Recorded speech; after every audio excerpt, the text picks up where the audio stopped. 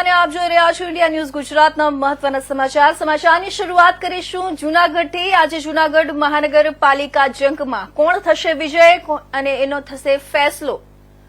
કૃષિ યુનિવર્સિટીમાં મતગણતરી માટે તમામ તૈયારીઓ પૂર્ણ કરી લેવામાં આવી છે। જૂનાગઢ મહાનગરપાલિકાની 15 વોર્ડમાંથી 2 વોર્ડ ભાજપની જીત થઈ છે। 13 વોર્ડમાં થયેલા મતદાનને લઈને ગણતરી કરવામાં આવશે। પ્રથમ બેલેટ પેપર ગણતરી કરવામાં આવશે। 414 લોકોએ પોસ્ટલ બેલેટ દ્વારા મતદાન કર્યું છે। 13 વોર્ડ મતગણતરી માટે 4 બ્લોક રાખવામાં આવ્યા છે। 4 બ્લોકમાં 14 રાઉન્ડમાં મતગણતરી કરવામાં આવશે। 44 ટેબલ પર 136 થી વધુના સ્ટાફ મતગણતરી માટે કામે લાગશે।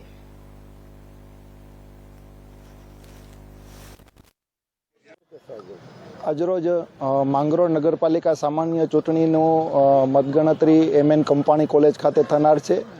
હાલ સવારથી જ ચુસ્ત પોલીસ બંદોબસ્ત અહીં કોલેજ ખાતે રાખવામાં આવેલ છે। તેમજ મતગણતરી પૂર્ણ થયા બાદ પણ સમગ્ર શહેરમાં જ્યારે વિજયી સરઘસ નીકળનાર છે તે માટે પણ શહેરના તમામ સંવેદનશીલ વિસ્તારોમાં ચુસ્ત બંદોબસ્ત રાખવામાં આવેલ છે।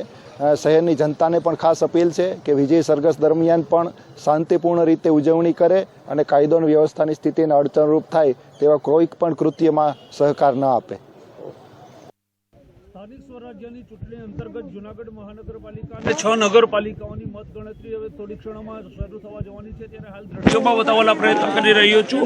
જૂનાગઢ કૃષિ યુનિવર્સિટી ખાતે મહાનગરપાલિકાની આ ચૂંટણીની મતગણતરી થવાની છે। કુલ 13 વોર્ડની આ મતગણતરી અહીંયા શરૂ થવાની છે। 2 વોર્ડ છે, બે થઈ ચૂક્યા છે અને 14 રાઉન્ડની અંદર 44 ટેબલ ઉપર આ મતગણતરી થવાની છે। ત્યારે આખરે મહાનગરપાલિકામાં ભાજપ અને કોંગ્રેસ વચ્ચે કાંટાની ટક્કર છે અને ચોરવાડ નગરપાલિકા ખાતે પણ ખુદ ધારાસભ્ય પોતે ચૂંટણી લડતા હોય ત્યારે ત્યાં પણ કાંટાની ટક્કર જોવા મળી રહી છે।